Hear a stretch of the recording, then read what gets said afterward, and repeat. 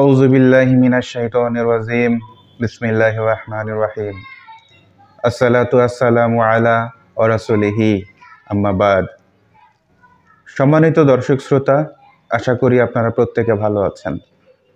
আপনারা দেখছেন ইসলামিয়া কবিরাজি আল রুকাইয়া সেন্টার, সাথে আছি আমি রাকি মোহাম্মদ শাহিন আলম।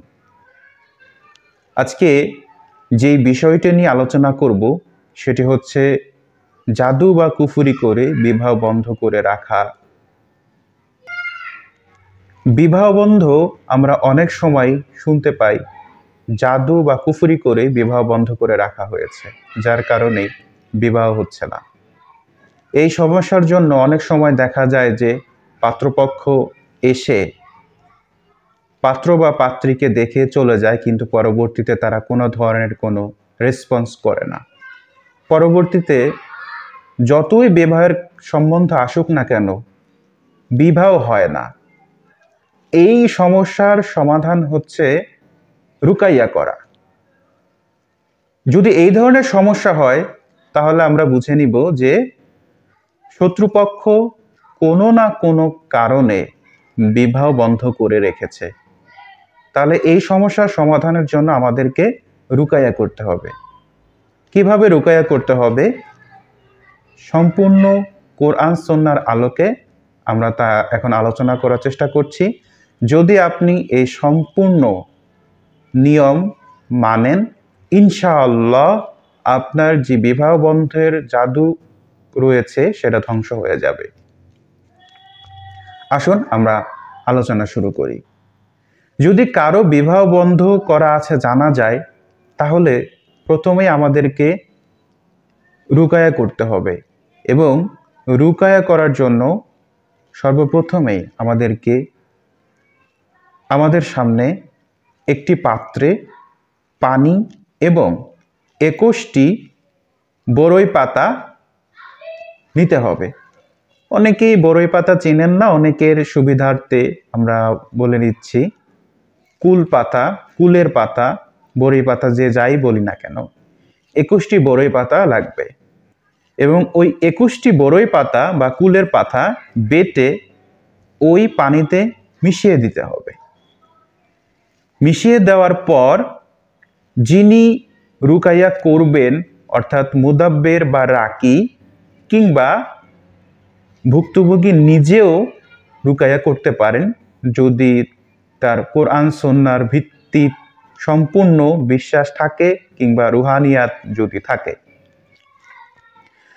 তো রুকাইয়া করার পূর্বে অবশ্যই আল্লাহ সুবহানাহু ওয়া তাআলার কাছে এই সমস্যা সমাধানের জন্য, অর্থাৎ বিবাহ বন্ধের জাদুর সমস্যার সমাধানের জন্য সাহায্য চাইতে হবে।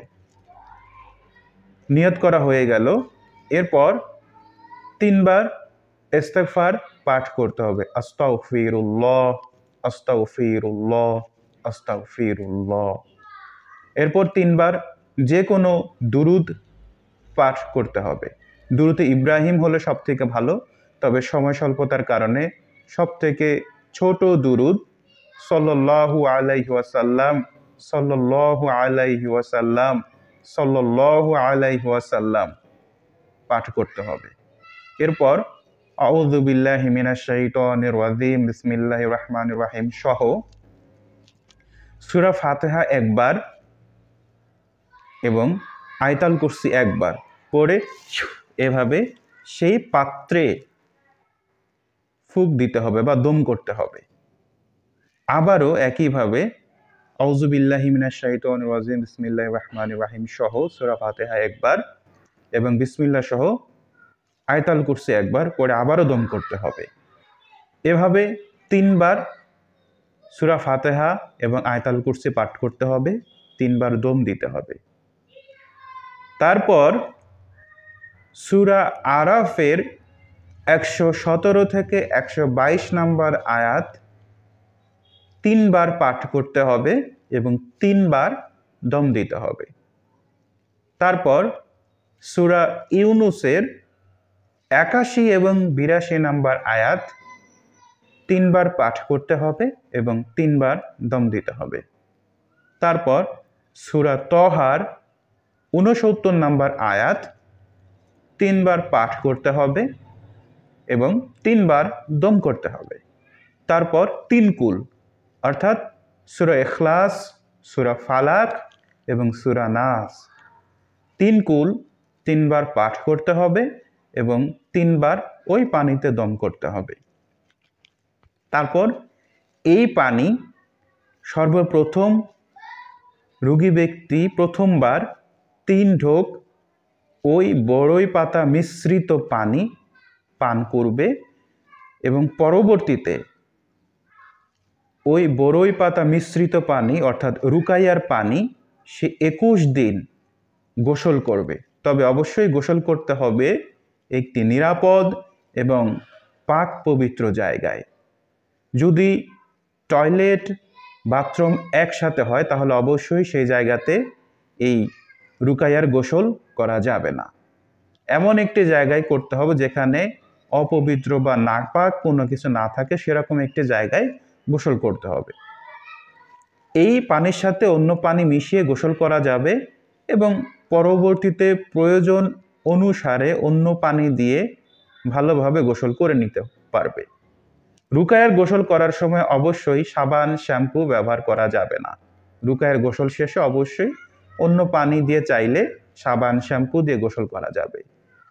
যদি শীতের বেলা হয়, শীতকাল থাকে, তাহলে অবশ্যই এই পানি গরম করা যাবে না।